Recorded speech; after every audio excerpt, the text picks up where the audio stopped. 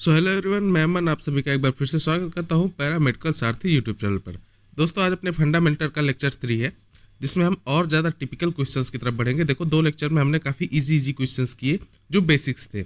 आज हम करेंगे मोस्ट ज़्यादातर वैल्यू बेस्ड क्वेश्चंस और थोड़ा सा लेवल अप करेंगे, थोड़ा से टफ क्वेश्चंस की तरफ चलेंगे। ठीक है, वीडियो आपको पसंद है तो लाइक से सब्सक्राइब जरूर कर देना, अपने दोस्तों के साथ शेयर कर देना। फंडामेंटल की 2 लेक्चर्स हो चुके हैं, जिसमें हमने क्वेश्चंस के साथ पीवाईक्यू के साथ पूरी डिटेल से समझी। आज उसकी क्लास 3 है। ठीक है, तो अगर आप चैनल पे नए हो, पहली बार चैनल देख रहे हो, तो एक बार सब्सक्राइब कर देना और वीडियो देखना आपको अच्छी जरूर लगेगी। ठीक है, चलो बिना देरी के स्टार्ट करते हैं। क्वेश्चन से स्टार्ट करते हैं। Oxygen is administrated through nasal cannula at what flow rate. Question क्या बोल रहा है सर? ऑक्सीजन नेजल कैन्युला से कितनी फ्लो रेट पर दी जाती है। ठीक है, जो ऑक्सीजन होती है, अगर हम नेजल कैन्युला से भेजें अंदर, तो कितनी फ्लो रेट पर हम नेजल कैन्युला से ऑक्सीजन को देंगे। ये क्वेश्चंस की लैंग्वेज है। ठीक है, the first option is 0 to 5 से लेके 1 litre per minute. Option 2 is 2 से लेके 6 litre per minute.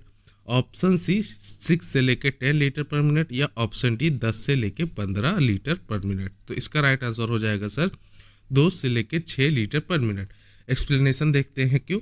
Nasal cannula delivers low flow oxygen at 2 to 6 litre per minute. ठीक है, नेजल कैन्युला क्या करता है सर? डिलीवर करता है लो फ्लो ऑक्सीजन को कितने पर? 2 से लेके 6 लीटर पर मिनट पर। तो ये होती है नेजल कैन्युला की फ्लो रेट। याद रखना इंपॉर्टेंट है। तो नेजल कैन्युला से अगर हमें ऑक्सीजन भेजना हो तो हम कितना रेट पर भेजेंगे? 2 से लेके 6 लीटर पर मिनट। इंपॉर्टेंट है, इजी है, याद रखना। ठीक है, अगला क्वेश्चन देखो। अगला question, normal potassium level in the blood. रक्त में सामान्य पोटेशियम स्तर कितना होता है? हम बात करें ब्लड में पोटेशियम लेवल की, नॉर्मल लेवल की। मैंने बोला था हम वैल्यू बेस्ड क्वेश्चन ज़्यादा करेंगे, तो आज वैल्यू बेस्ड क्वेश्चन का नंबर थोड़ा सा ज़्यादा होगा टिपिकलिटी बढ़ाने के लिए। ठीक है, रक्त में सामान्य पोटेशियम स्तर कितना होता है? क्या 1.5 से लेके 2.5 होता है एम इक्विवेलेंट पर लीटर, 2.5 से 3.5 एम इक्विवेलेंट पर लीटर, 3.5 से 5.0 एम इक्विवेलेंट पर लीटर, या 5.5 से 6.5 एम इक्विवेलेंट पर लीटर। तो इसका राइट आंसर हो जाएगा सर सी, 3.5 से लेके 5 एम इक्विवेलेंट पर लीटर। तो इसका राइट आंसर हो जाएगा सी। क्या इतनी चीज क्लियर है? 3.5 से लेके 5 M equivalent per litre, this is the normal reference range of serum potassium. ये चीजें याद रखना। अगला क्वेश्चन मोस्ट इंपॉर्टेंट है, 5 स्टार लगा लो इस क्वेश्चन पे। In which position is the lumbar puncture usually done. मैं बात कर रहा हूँ लंबर पंचर की। सर, लंबर पंचर सामान्यतः किस स्थिति में किया जाता है? कौन सी पोजीशन में, किस स्थिति में किया जाता है लंबर पंचर? ठीक है, क्या वो सुपाइन है, क्या वो नी चेस्ट है, क्या वो प्रोन है, या लिथोटोमी है? तो इसका राइट आंसर क्या हो जाएगा सर? नी चेस्ट। ठीक है, तो लंबर पंचर हम किस पोजीशन में यूजुअली देते हैं सर? हम देते हैं नी चेस्ट पोजीशन में लंबर पंचर, जनरल। ये चीजें याद रखना। नी chest, this position opens up intervertebral space for needle insertion. ठीक है, नी चेस्ट पोजीशन क्या करता है? ओपन अप करता है intervertebral space for needle insertion. ठीक है, अगला क्वेश्चन देखो।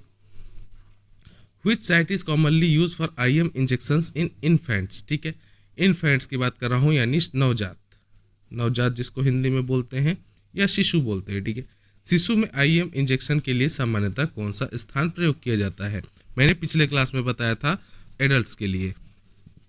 एडल्ट्स के लिए 2 कंडीशंस, एक हमें हैवी मटेरियल देनी हो तो, एक हमें लाइट मटेरियल देनी हो तो। दोनों के पोजीशंस अलग अलग हैं, दोनों के कंडीशंस अलग अलग हैं। ठीक है, और कौन सी साइड कॉमनली हम बात करें आईएम के लिए इन्फेंट्स में, शिशुओं में, तो क्या वो डेल्टॉइड मसल है, क्या वो ग्लूटियल मसल है, वेस्टस लेटरिस मसल है, या एब्डोमेन है? ठीक है, तो इसका राइट आंसर हो जाएगा sir C, vastus lateralis muscle. ठीक है, वेस्टस लेटेरियस ये मसल होती है।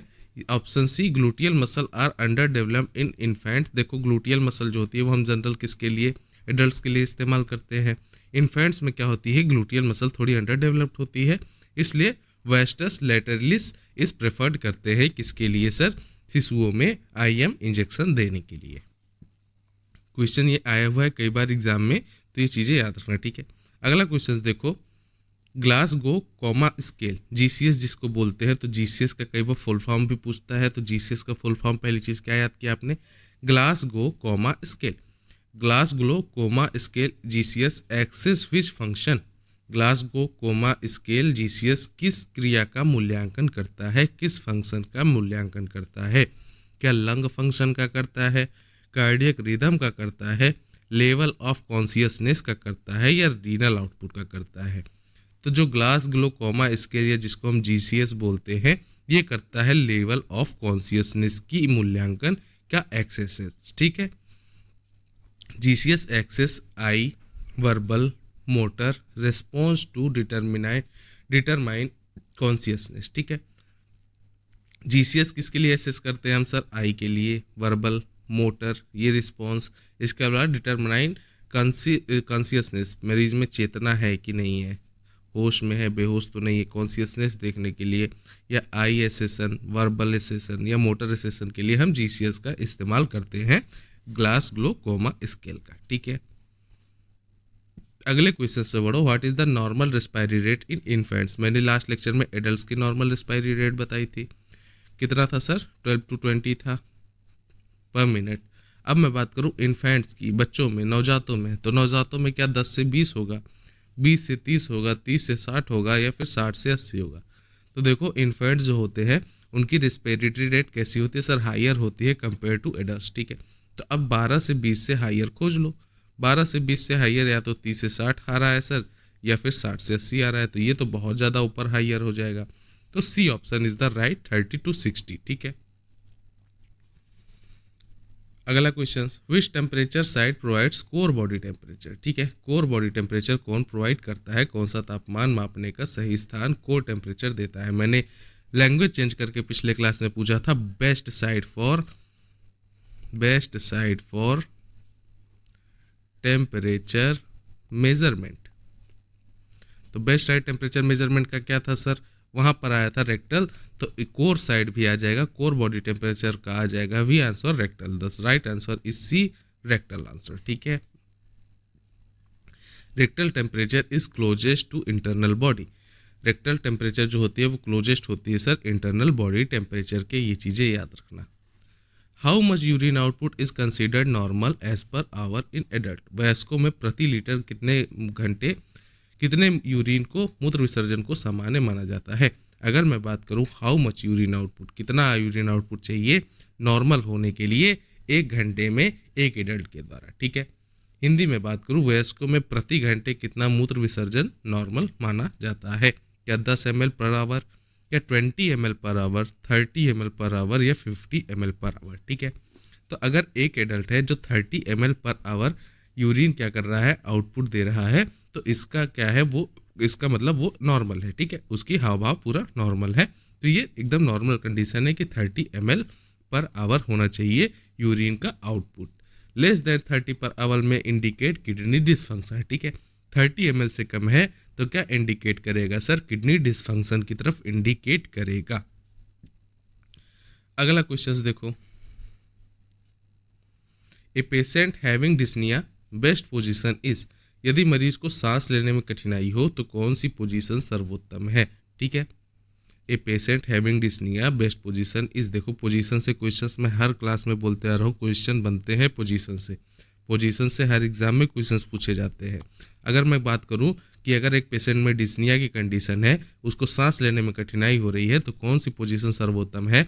मैं इसको पिछले भी क्लास में बताया था, इसके लिए फॉलोअर्स पोजीशन इस्तेमाल करते हैं।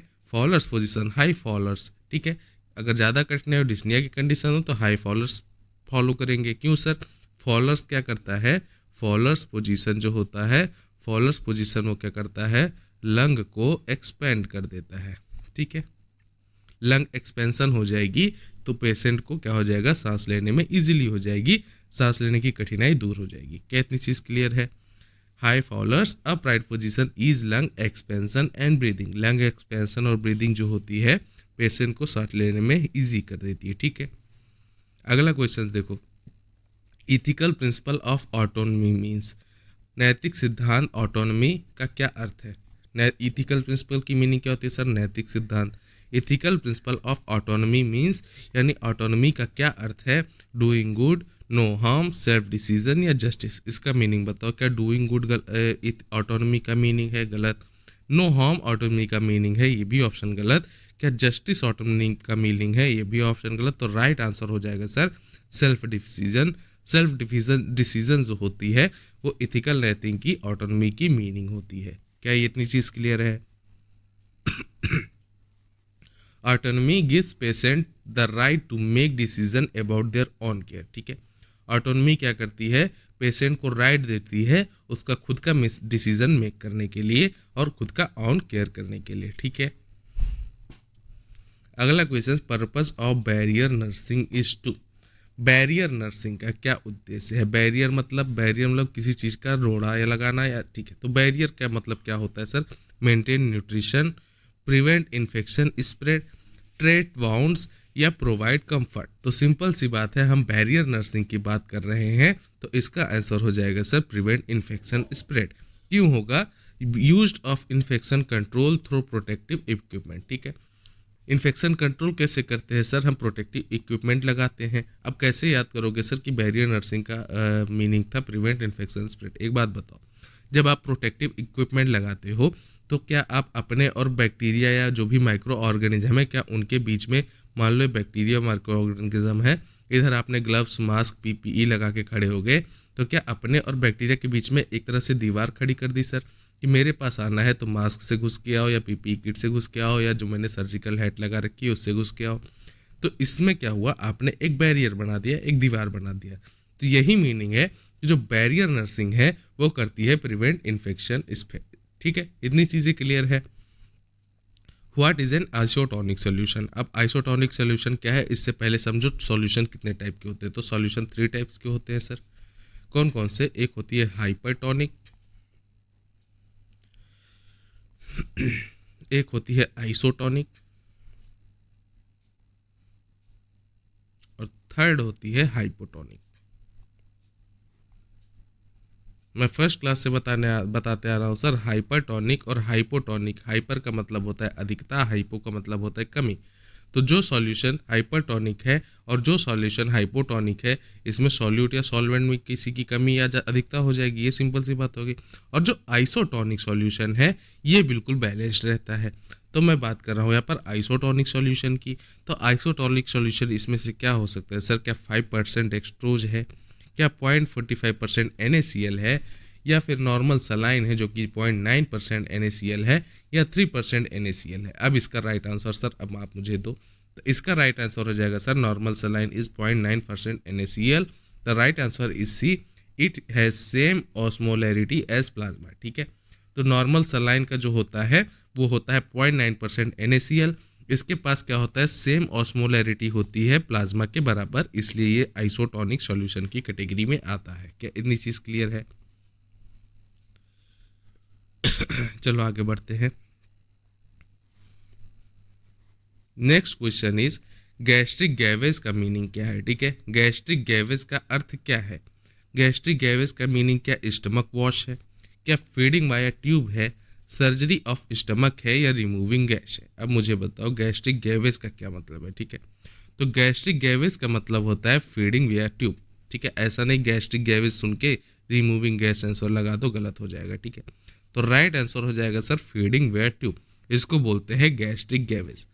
फीडिंग विया tube used when patient can not eat orally. ठीक है, अगर हम ट्यूब के द्वारा पेशेंट को कुछ खिला रहे हैं, फीडिंग करवा रहे हैं, तो उसको बोलते हैं गैस्ट्रिक गैवेज। ठीक है, ये किस कंडीशन में करते हैं? जब पेशेंट ओरली ईट ना कर पाए, इस कंडीशन में हम गैस्ट्रिक गैवेज इस्तेमाल करते हैं।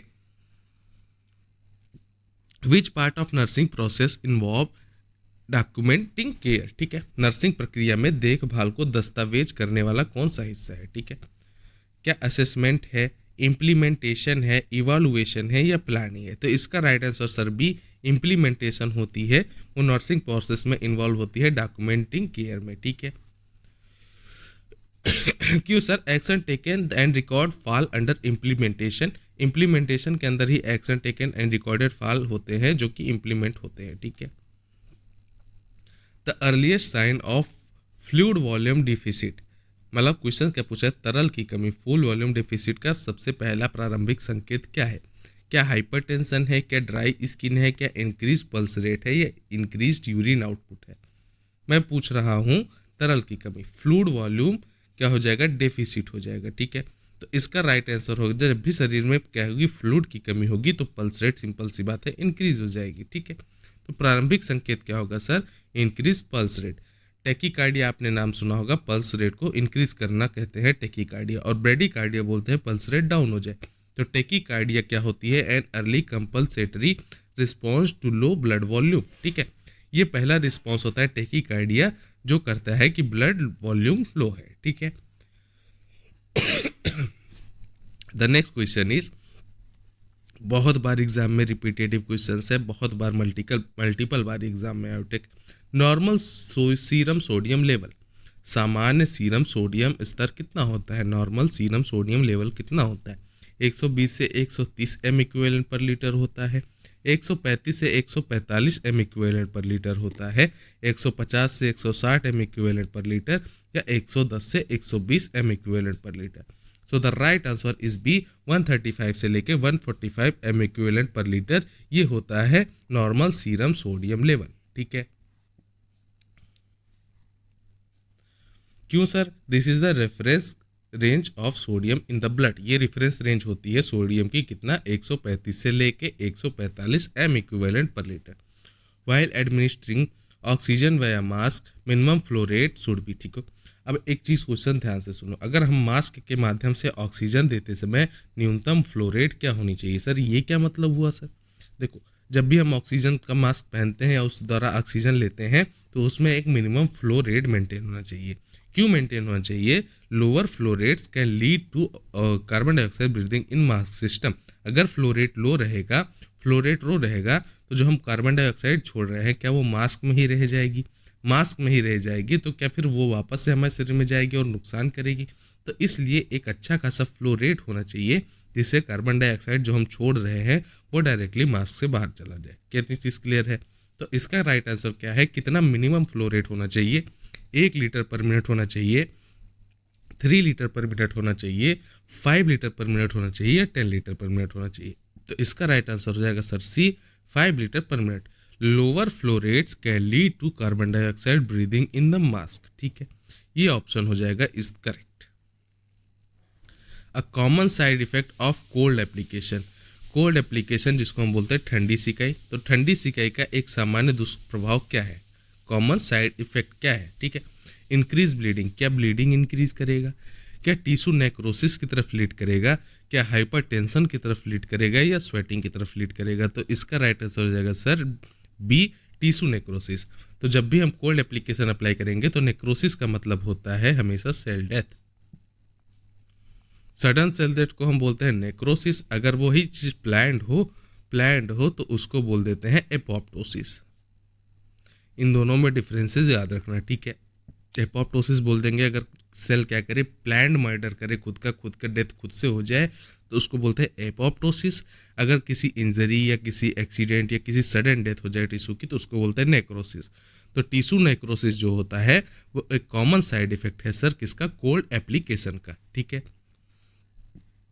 Prolong cold can lead to tissue damage due to vasoconstriction. अब होता क्या है सर, कोल्ड एप्लीकेशन जब भी आप लगाते हो तो सिंपल सी बात है कि क्या होता है, वहाँ पर होता है वैसोकॉन्स्ट्रिक्शन, ठीक है, सिकुड़ता है। तो वैसोकॉन्स्ट्रिक्शन एक लंबे समय तक अगर जो बना रहे तो ये टिश्यू को डैमेज कर सकता है। इतनी चीज़ क्लियर है। First aid for chemical burn in eye, ठीक है, आंखों में अगर केमिकल बर्निंग हो जाए, रासायनिक जलन हो जाए तो इसकी प्राथमिक चिकित्सा क्या है। क्या हमें आंखों को कवर कर देना चाहिए, क्या पेन किलर लेना चाहिए, या wash with plenty of water, या पुट एंटीबायोटिक। अब देखो सिंपल सी बात है, अगर केमिकल आंख में चली जाए तो हम, अगर चली गई है तो क्या हम कवर करके कुछ पाएंगे, क्या कोई दिक्कत नहीं, नुकसान ही होगा। पेन किलर तो हम तब लेंगे जब हमें दर्द कर रहा हो, यार आंख में चली गई है तो उसमें दर्द करेगा तो करेगा, आंख भी तो खराब होगी ना। तो pain killer is the not right option, ये तो दर्द निवारक के लिए है। पुट एंटीबायोटिक, एंटीबायोटिक आंख में डाल लेंगे तो अरे एक तो वैसे केमिकल गई हुई है, एक और एंटीबायोटिक आंख में डाल लो तो और दोनों का नुकसान रिएक्शन। तो इसका राइट आंसर हो जाएगा sir C, wash with the plenty of water. हमें प्लेंटी ऑफ वाटर से अपनी आंख को धोना चाहिए अगर केमिकल बर्न हो गई है आईज में। Immediate irrigation help neutralize chemical effect. जो इमीडिएट इरिगेशन हमने की वो हेल्प करेगा न्यूट्रलाइज करने के लिए किसको सर, केमिकल इफेक्ट्स को। ठीक है, अगला क्वेश्चन देखो, which vital sign is the most affected in hypovolemic shock. Hypovolemic shock में सबसे ज़्यादा प्रभावित वाइटल साइन कौन सा होता है। हम बात करूं हाइपोवोलेमिक शॉक में, तो इसमें मोस्ट अफेक्टेड हाइपोवोलेमिक शॉक में वाइटल साइन कौन सा है, क्या पल्स है, क्या टेम्परेचर है, क्या रेस्पिरेशन है, या ऑक्सीजन सेचुरेशन है। ठीक है, तो वाइटल साइन की अगर मैं बात करूं, vital sign of hypovolemic shock, तो हाइपोवोलेमिक शॉक में क्या होता है सर, सबसे ज़्यादा पल्स अफेक्टेड होता है पेशेंट का। क्यों, hypovolemia can cause compensatory tachycardia. ठीक है, टैकीकार्डिया क्या होती है, पल्स रेट आपका इंक्रीज हो जाएगा। ठीक है, उसको बोलते हैं टैकीकार्डिया। तो आपका जब भी क्या होगा, हाइपोवोलेमिक शॉक होगा, हाइपोवोलेमिया होगा, उस कंडीशन में टैकीकार्डिया होगा। टैकीकार्डिया क्या होगा, आपके पल्स को इंक्रीज कर देगा। तो सबसे ज़्यादा प्रभावित वाइटल साइन क्या होगा सर, पल्स होगा। टेम्परेचर, रेस्पिरेशन और ऑक्सीजन सिचुएशन होंगे लेकिन कम प्रभावित होंगे। ठीक है, in which condition is the Trendelenburg if position contraindicated. ठीक है, कॉन्ट्रिनिकेटेड, टेंडलबर्ग स्थिति किस स्थिति में वर्जित होती है। अच्छा, टेंडलबर्ग पोजीशन एक इंपॉर्टेंट पोजीशन है, हमने पढ़ा था। अभी एक स्थिति ऐसी है, इनमें से कौन सी कंडीशन में हम टेंडलबर्ग पोजीशन नहीं यूज़ करेंगे। क्या वो शॉक है, क्या वो हाइपरटेंशन है, क्या वो हाइपोटेंशन है, या सिनकोप है। अब मुझे बताओ किस स्थिति में हम टेंडलबर्ग पोजीशन का इस्तेमाल नहीं करेंगे।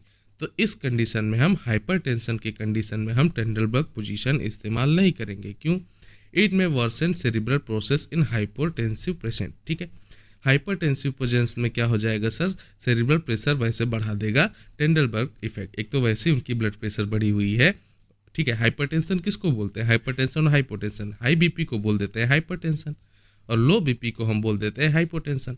अगर ब्लड प्रेशर बढ़ा हुआ है, उस पर हमने टेंडलबर्ग इफेक्ट लगा दिया, तो उससे क्या होगा, पेशेंट में एक तो टेंडलबर्ग पोजीशन ऐसे उल्टा की तरफ होता है, तो उनके जो सेरिब्रल प्रेशर हो जाएगा उस पर क्या हो जाएगा, बहुत ज़्यादा प्रेशर आएगा, तो उस कंडीशन में उन्हें हार्म हो सकती है।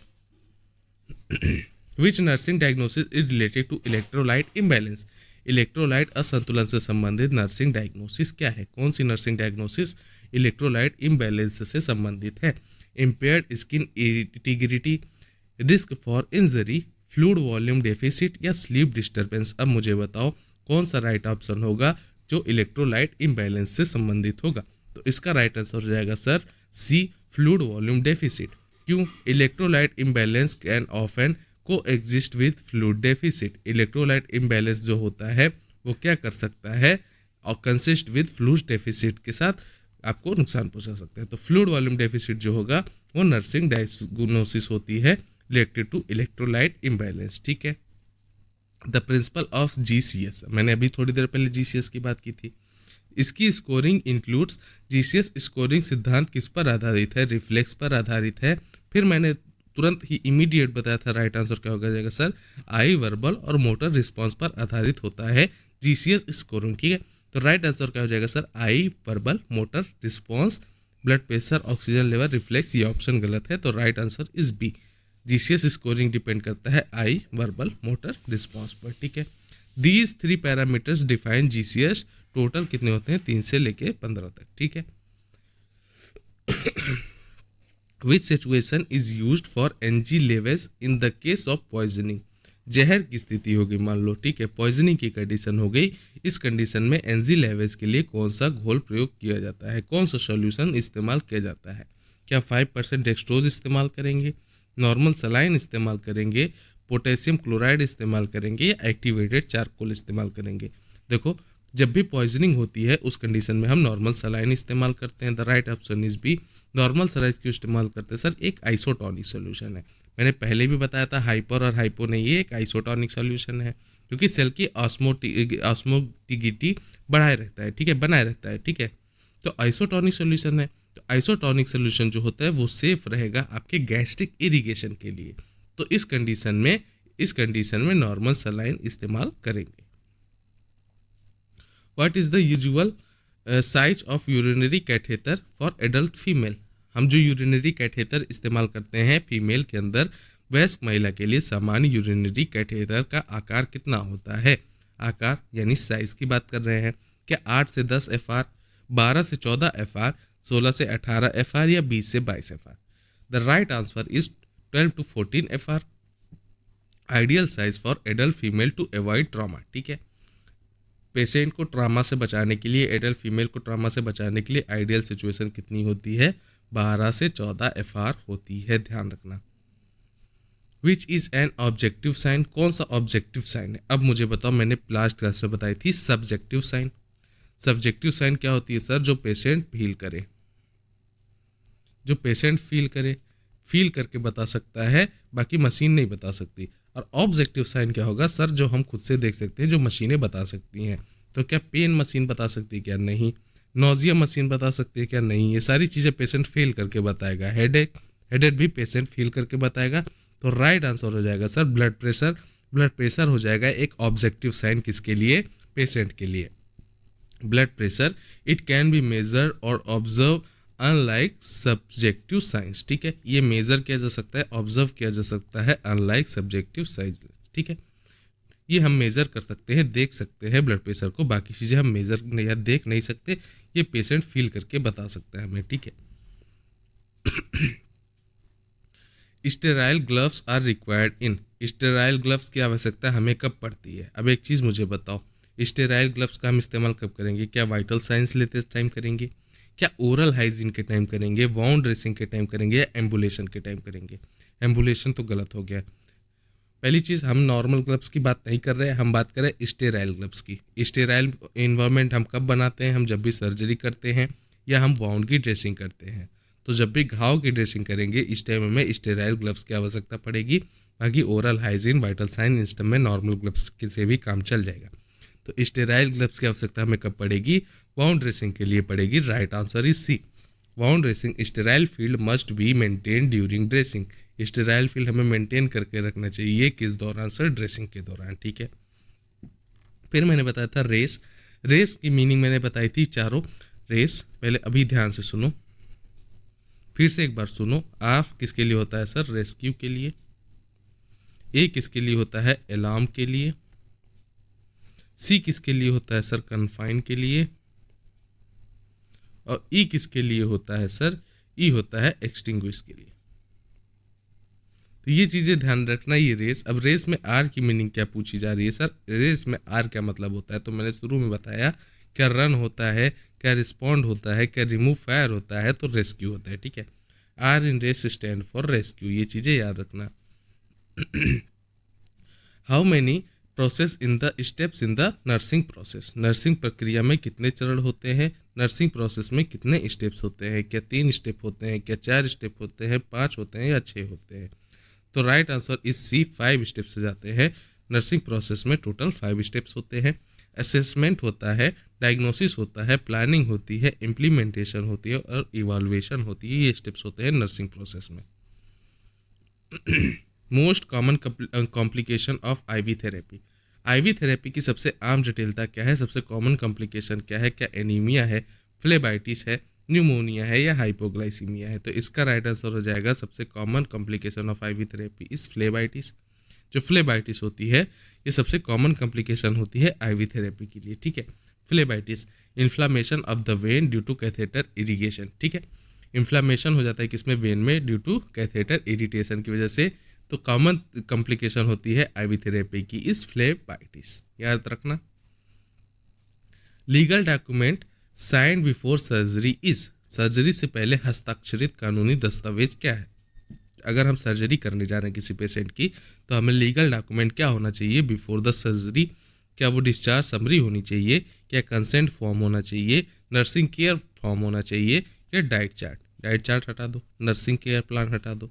अब बची डिस्चार्ज समरी, ये तो हम सर्जरी से पहले नहीं है तो डिस्चार्ज करने से पहले जाते हैं।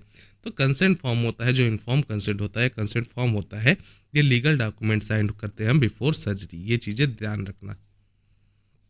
Inform consent is mandatory for the surgical procedure. ठीक है, सर्जिकल प्रोसीडर से पहले कंसेंट इन्फॉर्म बहुत कंपलसरी होता है। ये एक लीगल या हस्ताक्षरित कानूनी दस्तावेज है, ये चीज़ें याद रखना।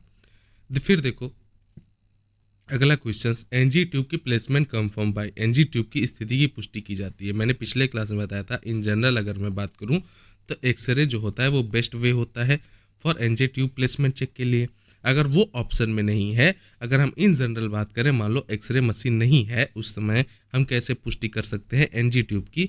क्या हम स्मेलिंग स्टमक, क्या हम पेट को सूंघ कर पता कर सकते हैं? पहला ऑप्शन काट दो। चेकिंग कलर, क्या हम एनजी ट्यूब की कलर को चेक कर उसकी प्लेसमेंट जान सकते हैं? नहीं। क्या हम पेशेंट से पूछेंगे कि क्या भैया एनजी ट्यूब सही से चला गया अंदर या नहीं? ये भी ऑप्शन गलत है। तो right answer is C, aspirating contents and pH. PH और कंटेंट्स को एस्पिरेट करके हम एनजी ट्यूब की प्लेसमेंट का पता कर सकते हैं। एसिडिक पीएच कंफर्म कर देगा सर गैस्ट्रिक लोकेशन को। एसिडिक पीएच कहाँ पाया जाता है सर? एचसीएल होता है। एचसीएल पाया जाता है हमारे स्टमक में। तो स्टमक से अगर एसिडिक पीएच आएगा, एसिडिक पीएच आ रहा है तो ये कंफर्म कर देगा सर गैस्ट्रिक लोकेशन को। क्या इतनी चीज़ क्लियर है? अगला क्वेश्चन देखो, in CPR chest compression depth in adult. अगर मैं बात करूं वयस्कों में, एडल्ट्स में, छाती की कंप्रेशन की गहराई, ठीक है, चेस्ट कंप्रेशन कितना होता है? क्या 1 से 1.5 इंच होता है, 1.5 से 2 इंच होता है, 2 से 2.4 इंच होता है, या 3 से 4 इंच होता है? तो 2 से लेकर 2.4 इंच होता है। ये रिकमेंडेशन डेप्थ है टू इंश्योर इफेक्टिव परफ्यूजन, ठीक है। ये सीपीआर में चेस्ट कंप्रेशन की डेप्थ होती है एडल्ट के अंदर। मिनिमम आउटपुट, देखो ये सारे याद रखना, वैल्यूज बहुत इंपॉर्टेंट है। सीपीआर का वैल्यू तो बहुत बार एग्जाम में पूछा गया है। कितना होता है सर? 2 से लेकर 2.4 इंच ये चेस्ट कंप्रेशन होता है। Minimum output from Foley catheter per hour should be, Foley catheter से मिनिमम मूत्र उत्पादन प्रति घंटा कितना होना चाहिए? पर आवर कितना मूत्र उत्सर्जित होना चाहिए फॉले कैथेटर से? क्या 10 ml होगा, क्या 20 ml होगा, 30 ml होगा, या 40 ml होगा? तो right answer is C, 30 ml। Minimum output Foley catheter से प्रति घंटे कितना होना चाहिए? 30 ml होना चाहिए। लेस में इंडिकेट किडनी परफ्यूजन इशू, अगर इससे कम उत्पादन हो रहा है तो ये क्या पर किडनी परफ्यूजन इशू की तरफ इशारा कर देगा। तो लेस देन कितना होना चाहिए? 30 ml पर मिनट होना चाहिए, ठीक है। Minimum output from Foley catheter per hour. Which technique is use to remove retain enema fluid, रुकी हुई एनीमा फ्लूइड को निकालने के लिए कौन सी टेक्निक का इस्तेमाल करते हैं? क्या मैनुअल कंप्रेशन करते हैं, डीप ब्रीदिंग करते हैं, डिजिटल इवैक्यूएशन करते हैं, या सेक्शनिंग करते हैं? अब एक चीज़ बताओ, हम क्या कर रहे हैं? एनीमा फ्लूइड को रिटेन करवा रहे हैं, ठीक है। रुकी हुई एनीमा फ्लूइड है उसको निकालना चाह रहे हैं, तो इसके लिए हम क्या करते हैं सर? डिजिटल इवैक्यूएशन करते हैं। ये चीज़ें याद रखना, ये यूज़ करते हैं जब patient can not pass stool और फ्लूइड, जब पेशेंट के अंदर स्टूल या फ्लूइड पास नहीं होता, उस कंडीशन में हम डिजिटल इवैक्यूएशन इस्तेमाल करते हैं। Anatomy in ethics refer to, नैतिकता में ऑटोनॉमी का क्या मतलब है? ठीक है, autonomy refer in ethics refer to, क्या अवॉइडिंग हार्म होगा, क्या डूइंग गुड होगा, या पेशेंट के राइट को डिसाइड होगा, या टेलिंग ट्रूथ होगा? तो अवॉइडिंग हार्म एक चीज़ गलत है, ये एथिक नहीं होती ऑटोनॉमी की। डूइंग गुड ये भी नहीं होता, टेलिंग द ट्रूथ ये भी नहीं होता। तो ऑटोनॉमी का बेस्ट मीनिंग क्या है, बेस्ट एथेनिक क्या है? वो होता है पेशेंट की राइट टू डिसाइड। पेशेंट की राइट टू डिसाइड क्यों होगी sir? It's about respecting patients personal decision making. हम रिस्पेक्ट करते हैं पेशेंट के पर्सनल डिसीजन मेकिंग पर, ठीक है, हम उससे कोई फोर्स नहीं कर सकते। Which temperature route is least accurate, मैंने बेस्ट एक्यूरेट टेम्परेचर रूट बताया था, वो होता है रेक्टल। पर आप क्वेश्चन ध्यान से पढ़ना, यहाँ लीस्ट एक्यूरेट पूछा हुआ है, पहला ऑप्शन रेक्टल दिया हुआ है, बच्चे आंसर लगा के चले आते हैं। यहीं पे क्या होता है? सिलेक्शन का मेरिट लिस्ट अप डाउन होना चालू हो जाता है, ठीक है। तो लीस्ट एक्यूरेट की मैं बात करूँ, सबसे कम तक सटीक कौन सा है? तो रेक्टल जो होता है ये मोस्ट एक्यूरेट होता है, ठीक है। मोस्ट एक्यूरेट की बात करें टेम्परेचर मेजर के लिए, ठीक है, तो वो होता है रेक्टल। अगर लीस्ट एक्यूरेट की बात करें तो वो होता है एक्सिलरी, ये होता है लीस्ट एक्यूरेट, ठीक है। ये चीज़ें ध्यान रखना इंपॉर्टेंट है। और रेक्टल जो होता है वो होता है मोस्ट एक्यूरेट। क्लियर है? तो राइट आंसर हो जाएगा सी, ऑक्सिलरी। एक्सिलरी होती है वो least accurate, influences by ambient temperature and sweet, ठीक है। एक्सिलरी टेम्परेचर लीस्ट एक्यूरेट क्यों होती है सर? क्यों? एम्बिएंट टेम्परेचर की वजह से। इसके अलावा पसीना भी होता है, तो इस कंडीशन में भी टेम्परेचर जो है वो एक्यूरेट नहीं आएगा, ठीक है। Role of nurse in medication errors include, दवा त्रुटि में नर्स की भूमिका क्या है? क्या रोल है नर्स का मेडिकेशन एरर के अंदर, ठीक है। क्या इग्नोरेंस है, हाइड द एरर है, रिपोर्ट इमीडिएटली, या ब्लेम डॉक्टर? तो ब्लेम डॉक्टर ऑप्शन गलत है, ये रोल नहीं होता नर्स का ड्यूरिंग मेडिकेशन एरर्स। क्या इसको कमियां को छुपा देना चाहिए? एक बात बताओ, किसी पेशेंट को मान लो आपने गलत दवा दे दी, तो क्या आप उस गलती को छुपाओगे क्या? नहीं, ये भी चीज़ गलत है। या इग्नोर कर दो, ये भी गलत है। तो report immediately, reporting ensure patient safety, patient की सेफ्टी हमारी प्रायोरिटी होती है, तो हम क्या करेंगे, रिपोर्ट इमीडिएटली करने से पेशेंट की इंश्योरिटी सेफ्टी हो जाएगी और क्वालिटी इंप्रूवमेंट हो जाएंगे, साथ के साथ क्वालिटी भी इम्प्रूव्ड होगी। विच item is used in barrier nursing? Barrier nursing में कौन सी वस्तु प्रयोग की जाती है? मैंने बताया था बैरियर क्या कर रहे हो आप, अपना मान लो माइक्रो ऑर्गेनिज्म है और आप सारे इक्विपमेंट पहन के खड़े हो, तो उसमें आपने क्या किया, एक बैरियर बना दिया, एक दीवार बना दिया, ठीक है, इसी को हम बोलते हैं बैरियर नर्सिंग। तो बैरियर नर्सिंग में कौन सी वस्तु प्रयोग की जाती है? क्या आप ऑक्सीजन सिलेंडर पहन सकते हो? क्या आप थर्मोमीटर पहनने से माइक्रो ऑर्गेनिज्म रुक जाएंगे? क्या आपके वॉकर पहनने से माइक्रो ऑर्गेनिज्म रुक जाएंगे? या आपके पीपीई पहनने से माइक्रो ऑर्गेनिज्म रुक जाएंगे? तो right answer is B, PPE. PPE term use होती है बैरियर नर्सिंग के दौरान, ठीक है। पर्सनल प्रोटेक्टिव केयर, यहाँ ठीक है, एक चीज़ ध्यान रखना, पीपीई का फुल फॉर्म क्या होता है? पर्सनल प्रोटेक्टिव इक्विपमेंट जो होते हैं पीपीई का फुल फॉर्म, ये भी याद रखना, कई बार एग्जाम में पूछे गए हैं। पीपीई का फुल फॉर्म बताओ, तो होता है personal protective equipment prevent infection spread. Personal protective equipment क्या कर देगा? प्रिवेंट करेगा सर इन्फेक्शन की स्प्रेड से। क्या इतनी चीज़ क्लियर है? क्या इतनी चीज़ क्लियर है? तो यहाँ तक आज की क्लास में हम खत्म करते हैं। 130 क्वेश्चन हम कर चुके हैं सर फंडामेंटल नर्सिंग से। आपने पिछली 2 क्लासेस नहीं देखी तो जरूर देख लेना। 130 क्वेश्चन करने का मतलब आप बहुत ज़्यादा स्टेप अप हो गए हो, ठीक है। इसके अलावा हम अगले क्लास में लेवल को और बढ़ाएंगे, उसके बाद एक और लेक्चर लेके हम इंड कर देंगे अपना 200 क्वेश्चंस पर फंडामेंटल नर्सिंग, ठीक है। इनफ क्वेश्चंस होते हैं 200 क्वेश्चंस इसी एक चैप्टर के अंदर करने के लिए। ओके, तो वीडियो आपको पसंद आए तो लाइक से सब्सक्राइब जरूर कर देना, अपने दोस्तों के साथ शेयर कर देना। नोट्स आपको टेलीग्राम पे मिल जाएगा, तो चैनल ज्वाइन करके रख लेना। Thanks for watching.